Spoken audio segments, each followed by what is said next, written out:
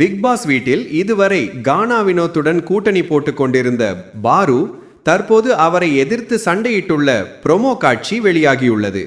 பிரபல தொலைக்காட்சியில் ஒளிபரப்பாகும் பிக் பாஸ் நிகழ்ச்சியானது கடந்த அக்டோபர் 5ஆம் தேதி 20 போட்டியாளர்களுடன் பிரம்மாண்டமாக ஆரம்பமானது. இதுவரை 4 போட்டியாளர்கள் வீட்டை விட்டு வெளியேறியுள்ளனர். இந்த வாரத்தில் வீட்டின் தலைவராக பிரவீன் இருந்து வருகிறார்.